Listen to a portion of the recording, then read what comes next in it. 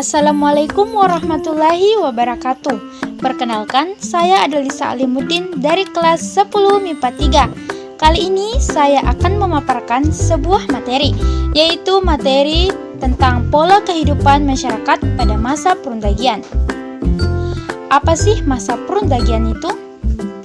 Jadi, masa perundagian adalah masa di mana manusia bisa terampil dalam menciptakan dan menggunakan logam sebagai alat untuk kehidupan sehari-hari mereka.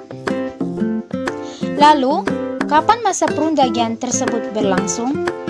Berdasarkan tahun, masa ini dimulai sejak 10.000 tahun yang lalu di era Neolitik atau zaman batu muda dan mendekati ke masa logam. Pada zaman ini, orang telah mengenal yang namanya logam dan terampil dalam pengolahan logam dan seluk-beluknya meski masih dilakukan dengan sederhana. Di masa ini juga, masyarakat antaras sudah membaur satu sama lain di dalam kehidupan sosialnya. Pembauran ini juga berdampak pada teknologi yang dipakai, di mana teknologi logam kuno yang berada di Indonesia ini dipengaruhi oleh adanya budaya Vietnam, sehingga hasil dari teknologi ini dikenal sebagai budaya Dongson. Di samping itu, Thailand pun merupakan negara asal teknologi logam kuno tersebut. Ciri-ciri kehidupan pada masa perundagian terbagi menjadi 4. Yang pertama, ciri-ciri dalam bidang sosial ekonomi, dalam bidang sosial budaya, dalam bidang teknologi, serta dalam bidang budaya atau kepercayaan. Yang pertama, ciri-ciri dalam bidang sosial ekonomi.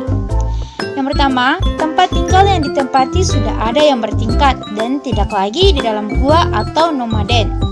Yang kedua, tatanan hunian mereka sudah tertata lebih rapi dan terpemimpin. Dan yang terakhir, aktivitas ekonomi sudah lebih maju, yakni dimulai dari pertanian, perikanan, kerajinan, dan gerabah. Nah, dari sinilah awal mula kegiatan perdagangan dimulai. Yang kedua adalah ciri-ciri dalam bidang sosial budaya. Manusia di era ini telah mengenal dengan baik mengenai seni dan upacara. Keterampilan perundagian mereka menjadi terasah oleh adanya benda seni dan pertunjukan yang diciptakan. Dengan adanya perunggu, itu tandanya tingkat kebudayaan mereka cukup tinggi, sebab telah mengenal bagaimana mencampur logam. Yang ketiga, ciri-ciri dalam bidang teknologi. Yang pertama, telah mengenal teknologi pertanian basah, yakni sawah, di mana manusia sudah paham cara bertanam, menyuburkan lahan, dan aktivitas sejenis lainnya. Yang kedua, teknologi metalurgi sudah mulai dikenal, seperti teknologi pengecoran logam, mulai dari pengambilan logam dan mengolahnya menjadi alat yang bermanfaat. Dan yang ketiga, munculnya sistem desa melalui kumpulan kampung-kampung kecil. Yang terakhir, ciri-ciri dalam bidang budaya atau kepercayaan. Alat perunggu yang digunakan dalam ritual upacara keagamaan di zaman perundagian. Dikenal istilah animisme dan dinamisme. Animisme adalah kepercayaan seseorang pada benda-benda yang mempunyai roh atau nyawa. Sedangkan dinamisme adalah perpanjangan dari animisme, di mana yang dipuja merupakan roh yang berdiam di suatu tempat, misalnya di pohon.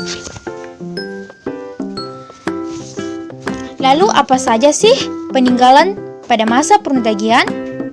Yang pertama, perhiasan.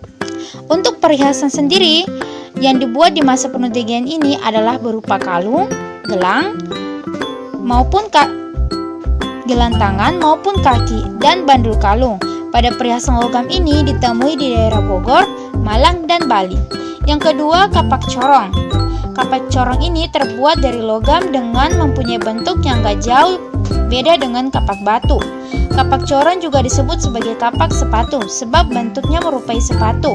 Untuk fungsinya, kapak corong memiliki fungsi yang sama dengan kapak pada umumnya, tetapi ada pula yang dipakai sebagai alat perhiasan maupun upacara.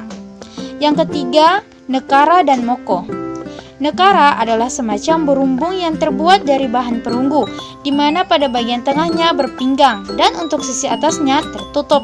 Pada zaman prasejarah, nekara dianggap sebagai benda yang suci, di mana nekara ini dipakai pada saat upacara penting saja. Fungsi dari moko ini sendiri adalah sebagai benda pusaka maupun dibuat mas kawin. Untuk di wilayah Indonesia, negara ini ditemui di daerah Sumatera, Jawa, Sumbawa, Bali, Pulau Rote, Pulau K, dan Pulau Selayar. Yang keempat adalah candrasa. Candrasa adalah kapak corong yang sebagian sisinya panjang dan mempunyai bentuk yang indah dan dengan dilengkapi oleh hiasan. Kapak corong ditemukan di daerah Sumatera Selatan, Jawa, Bali, Sulawesi, dan Irian. Fungsi dari candrasa adalah sebagai tanda kebesaran oleh kepala suku dan untuk alat upacara keagamaan. Yang kelima adalah bejana perunggu. Bejana perunggu adalah sebuah wadah yang pada bagian bawahnya membulat menyerupai gitar. Adapun ditemukannya bejana di daerah Sumatera dan Madura. Yang terakhir adalah arca perunggu.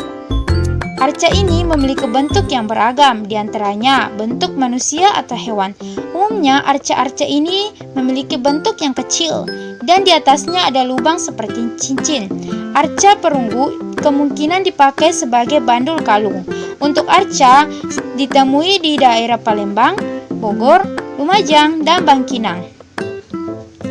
Untuk tekniknya terbagi menjadi dua, yaitu yang pertama, teknik bivalve atau setangkap. Teknik bivalve adalah teknik cetakan batu yang dapat digunakan secara berulang-ulang. Cetakan ini tersusun atas dua bagian, yakni bagian tengah membentuk suatu rongga untuk menuangkan cairan logam. Jika logam tersebut sudah mengering, kemudian dibuka dan jadilah benda yang diinginkan. Yang kedua, teknik akir perdul atau cetakan lilin. Teknik ini adalah teknik untuk membuat model dari lilin. Setelah itu, bagian tengahnya dibungkus oleh tanah liat lalu dituangkan. Selanjutnya akan diisi oleh cairan logam sehingga lilin tersebut mencair. Jika sudah mengering, maka tanah liat tersebut akan pecah dan sehingga jadilah benda yang diinginkan.